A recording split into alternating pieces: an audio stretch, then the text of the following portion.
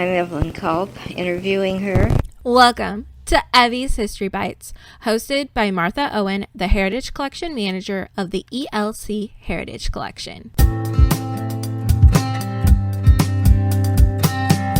Welcome to another episode of Evie's History Bites. I'm Martha, your host, and I have another great episode for you this month. I have Greg, who is the director of FCDC, on the podcast with me this month. So let's dive straight into our conversation.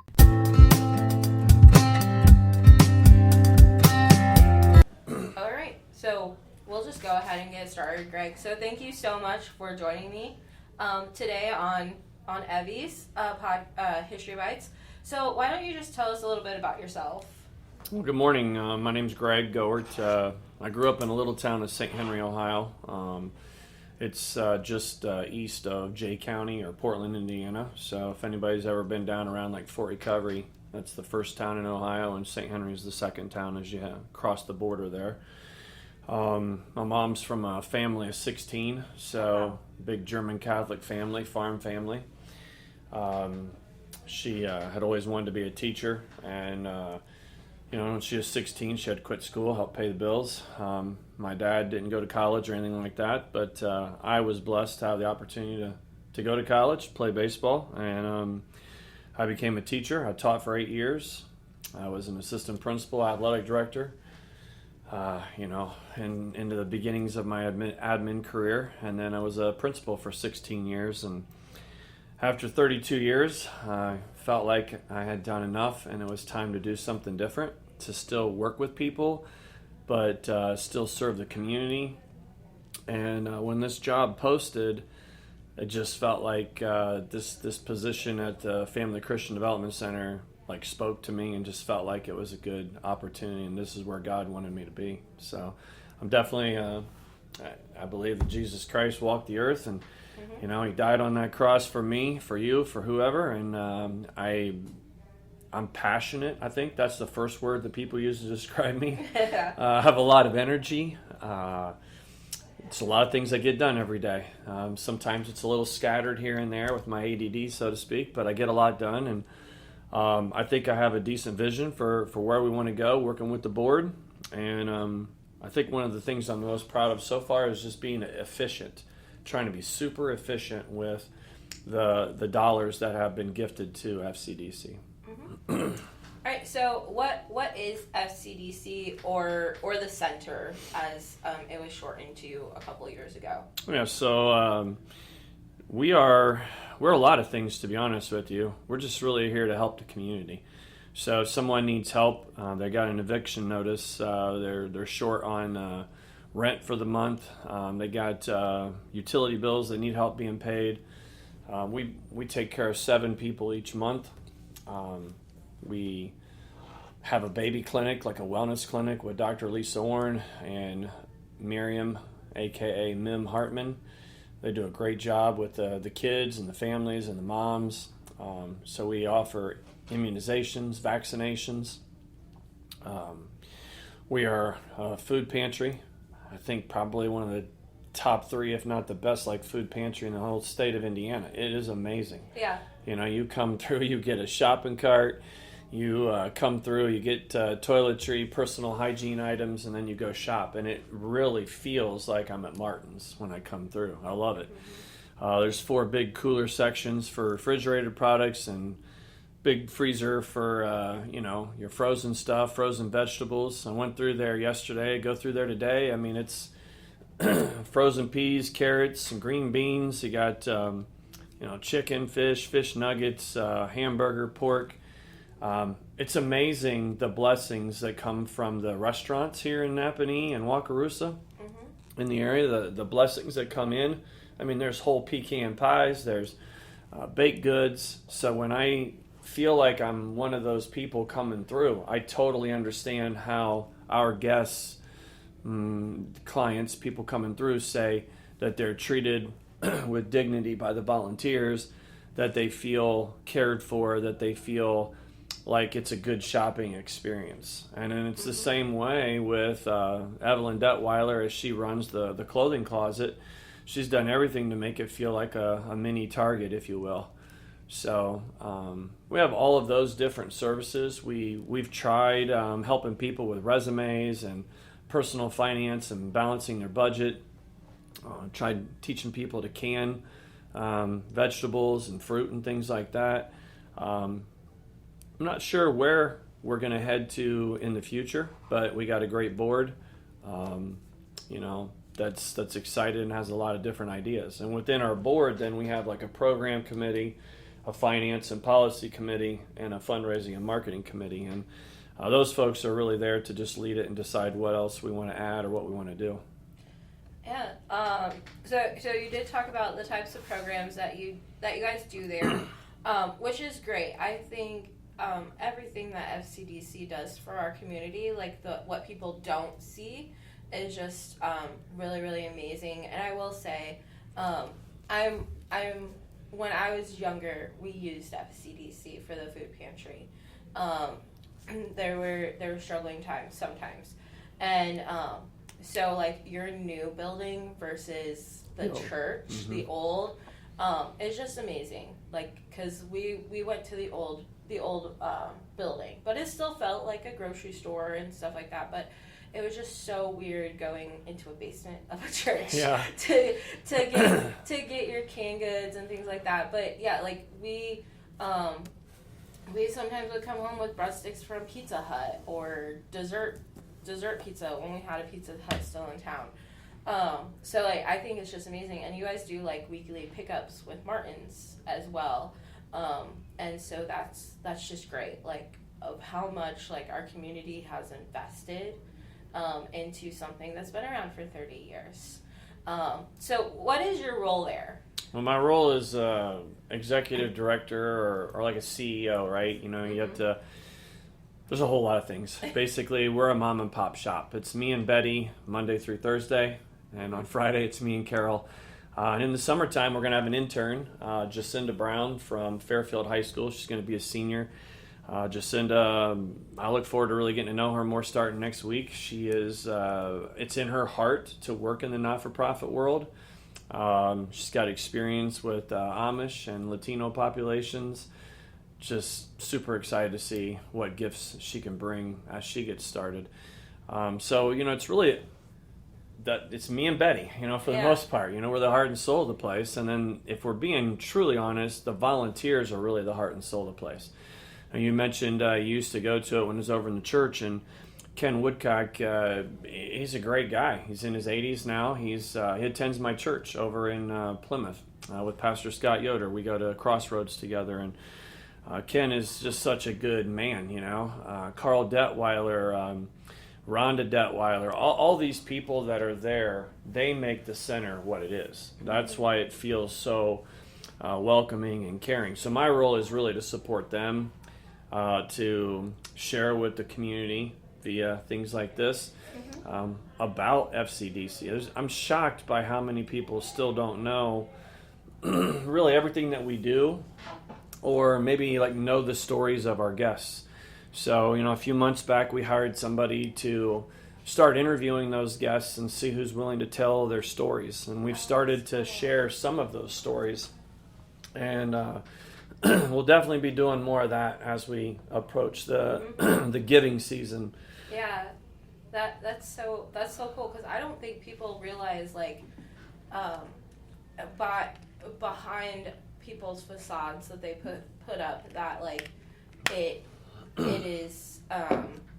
is like a prideful thing for them. So that's really, really cool for you guys to record their stories and share their stories, because not everybody knows that people are struggling. And nobody needs to know who those people are, Yeah. The one client that we interviewed and posted a story, he said, you can't tell by looking at a person. You can't just look in their eyes and know that they go to the pantry once, twice, or 3 times a month, or that they go to Open Door, or that they... whatever, that people don't just walk around with a billboard across their forehead saying, I'm sad because I just lost my dad, or we're going through a really difficult time right now.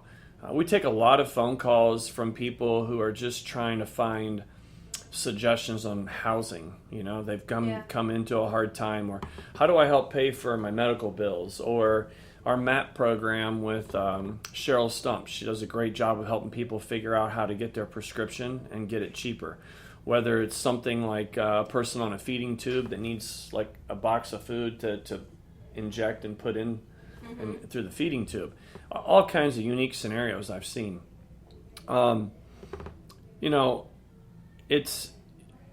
You drive around Nappanee and you see a soccer stadium that's turf and incredible. What a cool place. Yeah. And baseball, softball, football, amazing track, and all the facilities. You see, it just looks like a town that has been blessed, right? It's also had difficult times with the tornado when that came through, and but this place is such a caring community. Just like there were people that cared for you when you were younger, there are people doing that right now. And I think because the community works well together, that's why so many people are taken care of. And it's a lot more people than people realize. Yeah. So we've had 40 new families come to us just since January when we reopened. 40 families that are new. We've seen 24 new people that really had kind of moved away, got things squared away. They weren't really coming to see us for the last 2 or 3 years. But then with the price of groceries and gas going up, they've now started coming back in. And there is absolutely a feeling of a struggle with pride, right? There was a guy that came in, he said, man, he just kept telling me, my business is just down right now. I'm just struggling. I hate that I'm coming here. I'm going to give back when my business picks back up. And I said, you don't need to explain anything to me. Anybody can come through here. There's no check of your income. There's no check of anything. We scan your state ID, but that's just for record-keeping purposes of who comes through and how we give away all the food and things that we have. There's no judgment here, is what I was trying to say to him. And that man came through a couple times, and then, a couple months later, he came back and he said, "You remember me?" I say, "Yeah, I remember you." He goes, "Well, things have picked back up. Here's some in-kind donations of food, and here's a small check, And so those are the things that we want to do. We want to be relational. We want to support people, care for people, and just be the hands and feet of Jesus, and just show them the love and just support people, lift them up. It's about having a hand up, not just a handout. Yeah, and I think that's really cool because FCDC did start as a small little food pantry in our trailer park west here of town in the Meadows. And it's grown. It grew so much that it went to the church, and then it grew so much that it went to the school. So I think that's just such a blessing to our community that over the last 30 years that FCDC has been able to provide so much for our community. And what people don't realize, like you said, we do have the nice facilities here because we are blessed with people who have donated and put back into their community, just like the gentleman who put back into the FCDC. And so, people don't really see the behind the scenes of like what's going on. And you mentioned the tornado, but also our 2008 recession with the RV. That was powerful. Yeah, that was painful. Yep. Yeah, with the RV industry going down the way that it is, and now we're seeing another decline of the RV industry in some places. Not as much as in our community, but more in our surrounding communities are starting to struggle. And I think that it's also really cool that FCDC includes Wakarusa as well, because Wakarusa doesn't have those resources in their community because they're so much smaller. Clayton Homes does have they have their grocery drive-thrus every so often where they hand out food and things like that, but really for FCDC to be able to span their wings and cover over two communities is really, really cool. I always say we're really like the southern half of Elkhart County, the far eastern part of Marshall County, and a lot of people forget that a part of Wanee is the northern part of Kosciuszko County, Etna Green, and there's definitely some need in that space as well. So, and we've been able to help support the little food bank in Bremen, the food pantry in Plymouth. We've been blessed at times where we've been able to give away some of the extra food that we have that we know we're not going to be able to give out by the time it expires, so to speak. So we're all about team. What's special for the 30th year anniversary here? Well, we did a logo refresh. We added some new, really creative and visionary minds onto our board. We were at the Wakarusa Maple Syrup Festival. That was so cool to just meet people. You never know when someone's going to turn around and gift back, but it was great to just be there and talk with people. And that's our plans for the Nappanee Apple Festival, is to be present at the Lake City Bank front yard there by the drive-through, to do coffee and donuts, to have some raffle baskets, to just have a presence. And I hope we're doing a float in the parade. I think that would be pretty cool as well, since it's the 30th year. Yeah. I think the other big thing is, what are those missing pieces or programs that we want to try to do? Over 150 seniors are walking the halls and around, in and around FCDC every day because of the work that Elder House does. Kim and Tammy and them, they're just absolutely amazing people. And the programs, the free shuttle rides, what the city has done with Elder House is amazing. And I hope that maybe there's an opportunity to partner like with the OWLS program over in Elkhart. They have some similar and amazing programs and ideas there. We know that there's other things that we could offer. We think that if we start renting out the facility, we're blessed with a gym, we're blessed with a kitchen and cafeteria. We've remodeled the kitchen. Thank you to Country Wood Cabinets, Virgil Yoder and family, for the donation of the actual cabinets. Yeah. That is going to be a beautiful space by the end of next week, and folks can rent out that space. Don't have to have the trouble of, all the prep for your house, for graduation parties, for retirement parties. Yeah. The gymnasium is small, but it's fun. You can go in there and hoop it up, or play dodgeball, or play some pickleball, or whatever you want to do. Yeah. And I think that's really, really cool that, that you're filling in the blanks. And I'm sure it's really quiet right now with Elder House being out of your building because of their renovation. Now, because of their renovation, I would say it's noisier. The jackhammers, the breaking up the jackhammers concrete, the like construction work. So. Yeah. And I will say, like, I agree, the Elder House is just amazing with how they help fill in the blank. And so it's pretty cool that you guys are in the same building together, that you guys can help out the elderly as well as not only the Elder House, giving a place for them to go. And I think that's really, really cool. We see the Elder House van every first and third Friday because we host bingo for the library. Nice. While the library is going under renovations. So, I think they stop, I think they drop off 2 or 3 times, of just bringing in the Elder House people. So I think that is really special that you guys are in the same building and that you can help each other out. Well, we look forward to partnering with them to see what else we can do in that area. Yeah. Another area you asked me about was what's going on with the community garden. People have commented that for the last 2 or 3 years, the garden just looked like an empty lot and just didn't look good.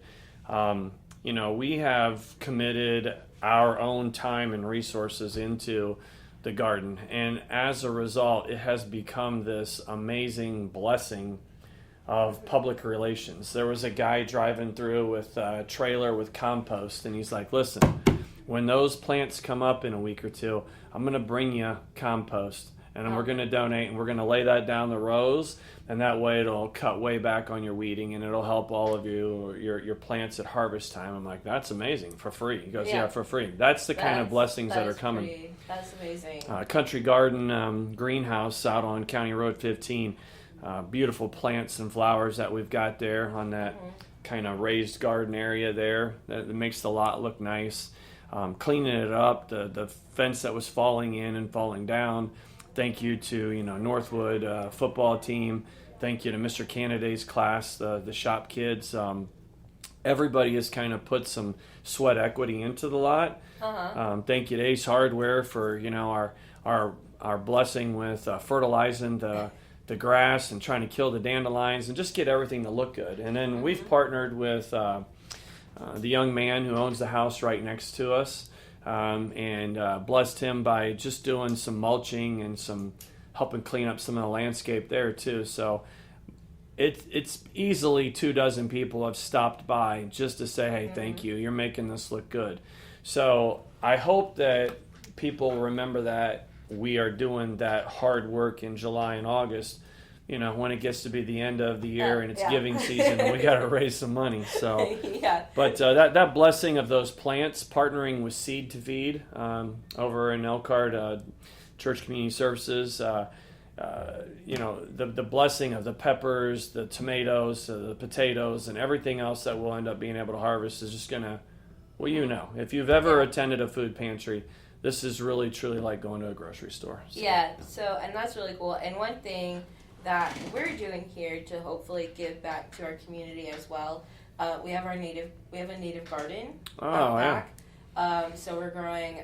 The corn is up. I think there's some different varieties of beans and things like that.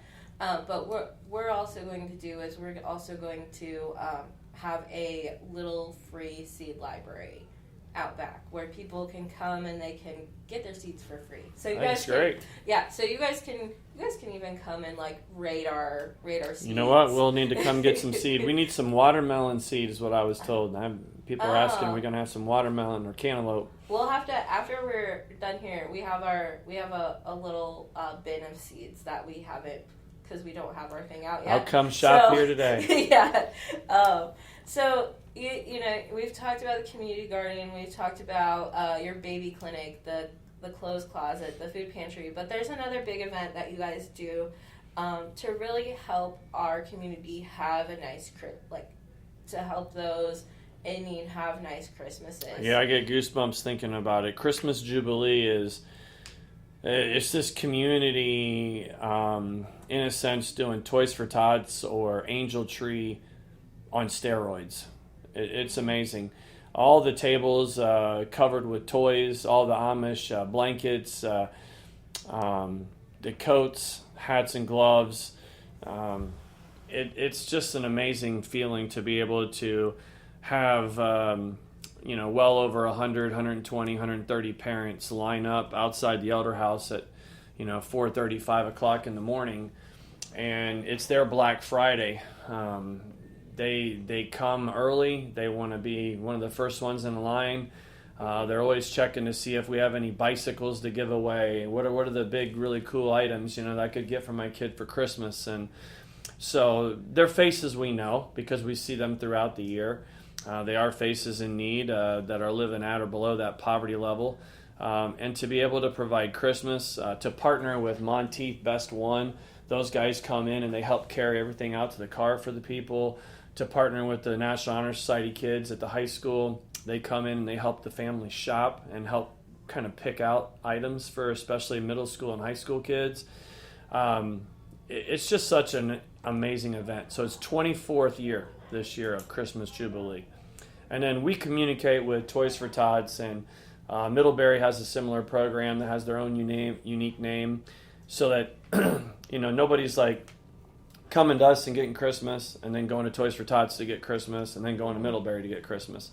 There's communication between those three entities. So, if a family comes through and they're blessed, it's just a really good blessing. There's cookies, there's punch, there's coffee, there's treats and stuff in the morning to warm them up too. So, and you guys have gift wrappers too, don't you? And we provide the rolls of gift wrap, name tags, gift bags, pretty much everything that they need. So our needs currently for Christmas Jubilee are wrapping paper, gift tags, and hats and gloves. Those are the things that we're low on. We're in pretty good shape for all the other categories right now. So is it Elder House that does this, or is it you guys as well that will collect the items for the seniors during Christmas time? I think Elder House does that. We have more seniors coming through since everything's gotten so expensive. We have coats and hats and gloves for all of the guests and anybody who needs that kind of stuff. Mm-hmm. Maybe they don't need to come through the food pantry. Maybe they don't even have a need for a lot of clothes in the clothing closet or for financial assistance. But if they just need like a nice warm coat, hat, and gloves, they can stop in. All right. You know, one of the things about the future is, and Mark Michael, they were visionaries, Phil Jenkins, with this whole idea of the center being at the old Central Elementary School. They put 400 solar panels up on the roof. Yeah. Those 400 solar panels in 2025, they produced about 266,000 kilowatts. So a savings of about $53,000 Oh, wow. in electricity costs. It's an expensive building to heat when you think about the 3-story building. Yeah. That's the dance studio and jiu-jitsu and robotics, and that's the city, and then FCDC, and then Main Street Manor. So that sounds like a massive number, but what I have to educate people about is that we were leasing those solar panels for 7 years, which we just finished the agreed upon lease payments. So we paid $2,555 a month. So in the course of 2025, the solar panels had a cost savings of about $53,000, but FCDC spent $30,660 Oh my goodness. paying on them. the lease on them. Mm-hmm. And now we've reached the end of those 7 months. And what I have to do is I either have to continue to lease and have that monthly payment. The thing about when you lease a car, what happens at the end of the 2 or 3 years? They take it back. They take it back. You got to turn it back in. Yeah. So you still don't own it, and we don't own those solar panels. So we've worked with and partnered with Brian Burkholder, who's been a great supporter of the center, and we've come to it's just under $32,000 is what we would need to pay off by the end of June to own the solar panels. Mm-hmm. And that's the more practical way. That's the Nappanee way to do things, to do good business. Yeah. So we've posted and are hoping that we can find, a way to get 400 $80 donations. It's just under $80 a panel to own those. Once we own those, then, well, that $53,000 would be a true cost savings of $53,000. The electricity bill would basically go to nothing. Yeah.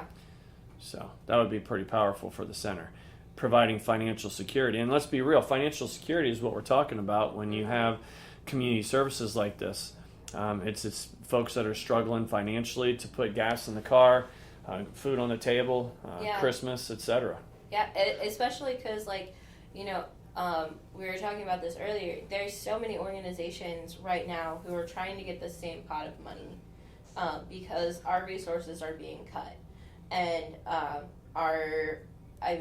with SB1, a lot of cities, libraries, schools, even food pantries are struggling as well because we don't know what the future looks like for us. I've been blessed to sit down and have dinner with Governor Mike Braun, and I know he plans to run again, so he's not planning on going anywhere. And he is very clear about his intent to have those shared tax dollars and those community resources, work together. So FCDC is very open to partnering with Bremen, Open Door, Edna Green, Elkhart, whoever. Middlebury Food Pantry, Pam up there, she went up in the wintertime and she was up in that tower and it made the news and she raised the money and they got a brand new box truck. And one of the things that we knew right away when I started we could really use and have benefit from is a box truck. Well, Pam's old box truck, her board has decided to donate that box truck to us. So it's actually parked over here now. Oh, nice. And I think that will make things so much easier for all of us as we're aging, as volunteers and staff, to unload things. We had a private donor who gifted us with a really nice forklift. So the second we have a box truck and we can unload with the forklift, it's going to save all of us a lot of soreness in the morning after working the food pantry, because there is a lot of work. It's like working at a Walmart or a Kroger or Martin's or whatever. So we also are selling the van that we've had since 2014. It's a 10-passenger van, and that would be another opportunity that we hope to bring in some revenue to help pay off this big solar panel bill that's coming up.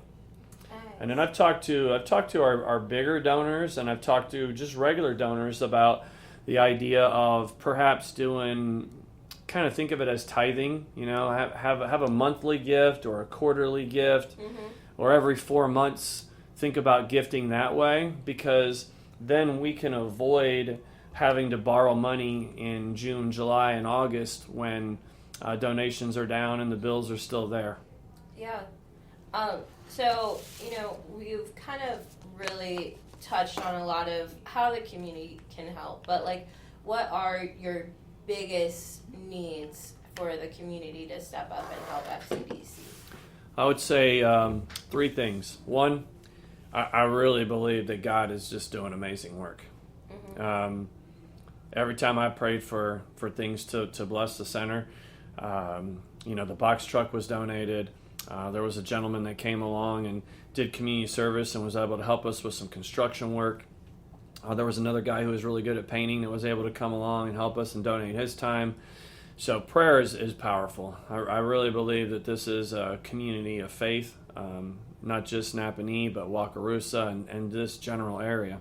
So keep praying over FCDC. Keep praying that the guests will be receptive to taking some coaching, right? How do I manage my finances better? How do I make change in my life? Am I ready to come in and out of the cold, so to speak, and not be homeless or step away from a bad habit or an addiction? We want to help people. Just keep praying for us. The second thing is we're a business with a gas bill, electricity bills. So the gas bill in December was $2,200. In January it was $2,400. So financial gifting is something we need, and everybody is kind of working and scrambling and trying to find ways to fund what the work is that they do. And the third thing is, can you consider volunteering? Are you someone who's good at gardening and you're willing to come work at the garden? Are you someone who's pretty fit for being 65 or 70 and retired and you want to come up and volunteer? Are you someone who's willing to drive the van or the box truck or your own personal vehicle and go pick up the Toys for Tots type boxes that we have at Christmas Jubilee time, or run an errand for us over to feed the children? So if we can get more drivers and gardeners and people to do the labor, the work. Maybe you have a particular teaching skill with art or cooking and you want to come up and offer some classes to the guests. So I think it comes back to prayer and financial providing, and then people volunteering. Great. And I just have to say, the Andrews vision for FCDC, and I don't think we lost Joan years ago. 16 years ago, yeah. Yep. 16 years ago. So I don't think she could ever imagine how big FCDC has become and how much it is providing for our community. So thank you so much, Greg, for steering the ship, so to say, and keeping it going, even though I know it's probably trying and hard each and every day, watching those people come through the door, asking for help, and trying to figure out how you're going to help them. Yeah, the worst thing is when you can't help.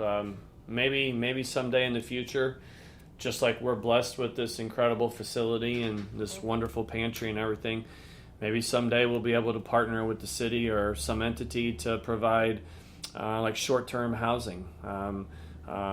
Some people, I feel like the biggest place we don't have the opportunity to provide help with is when they need short-term housing. So All right. Well, thank you so much, Greg, for sitting down Thank with you. me. I truly appreciate it. I truly appreciate everything that you guys are doing for our community. And thank you so much.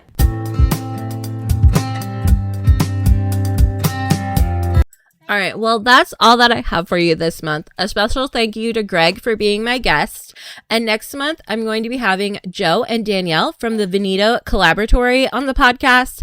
And we're going to be talking about the Heritage Collection's experience in creating our Taste of Nappanee experience. But before you go, be sure to subscribe to this podcast, hit like, or leave us a comment.